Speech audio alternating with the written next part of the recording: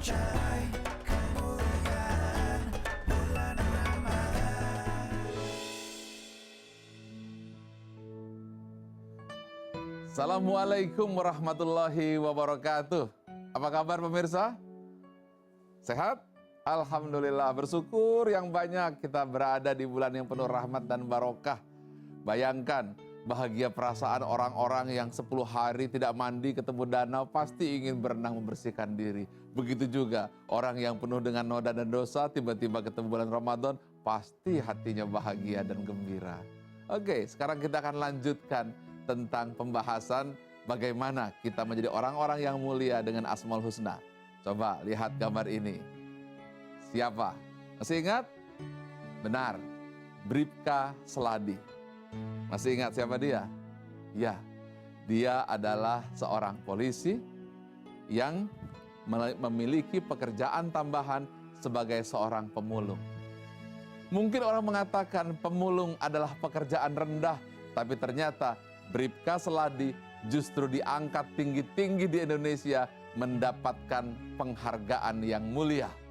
Hingga ia dijadikan ikon menjadi polisi yang jujur setelah Pak Hugeng.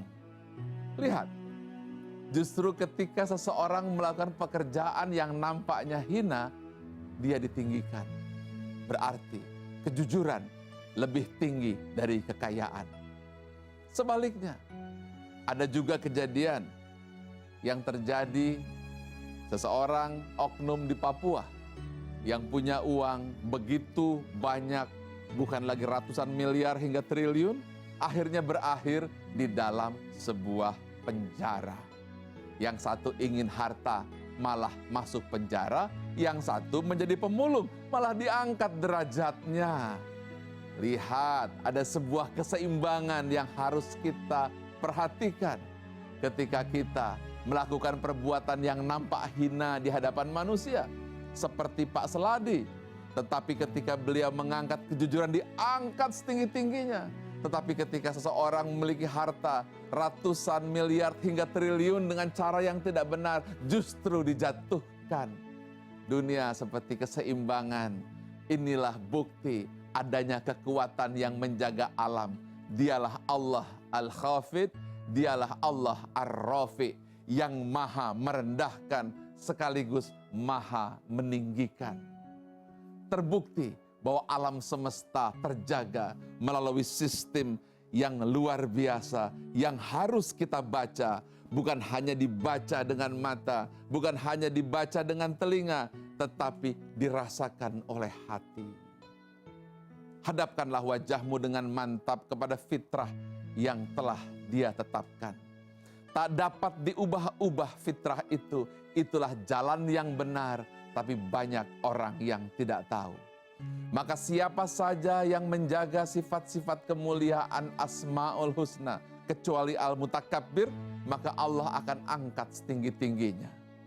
Tapi bagi siapa yang melawan sifat Asmaul Husna, seperti tidak jujur, tidak damai, tidak setia, tidak menjaga persatuan, tidak sabar, tidak syukur, niscaya direndahkan. Itulah Allah Al-Khafid yang merendahkan orang-orang yang membuat perbuatan di luar ketentuan fitrah. Dan ditinggikan orang-orang yang menjaga asma Allah. Baca dengan nama Tuhan yang menciptakan manusia dari segumpal darah. Baca Tuhanmu yang maha pemurah, yang mengajar manusia dengan perantaraan kalam, yang mengajar manusia apa yang tidak diketahui. Berjalanlah engkau ke muka bumi, bukankah engkau punya mata, dengan itu kau melihat, bukankah engkau punya telinga, dengan itu kau mendengar. Sungguh bukan mata yang buta, hati di dalam dada. Inilah hukum ketetapan energi, hukum ketetapan Asmaul Husna. Mari, di waktu yang begitu indah ini, kita renungkan sejenak, kita rundukkan wajah kita lihat ke dalam, dan kemudian rasakan bagaimana perjalanan hidup yang sudah kita lalui. Berapa banyak kita melakukan perbuatan yang kita anggap mulia di hadapan manusia, padahal nista di hadapan makhluk-makhluk langit. Berapa banyak kita melakukan perbuatan yang nampak hina di muka bumi, seperti memulung, memungut sampah, mengerjakan pekerjaan yang rendah, tapi mulia, ditinggikan oleh Allah Ar-Rafi di sisi Allah. Buka mata hati kita, buka pemirsa, buka, agar kita faham mana kebenaran dan mana kezaliman. Katakan, Allahumma ya Allah ya Rafi, yang maha meninggikan. Allahumma ya Allah ya Khafid, yang maha merendahkan. Tinggikanlah derajat kami dengan kemuliaan asma-Mu.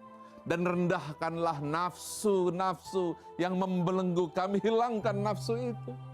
Hingga kami berada pada jalan yang lurus, jalan yang Kau ridhoi, jalan yang Kau berkahi, dan jalan yang Kau rahmati.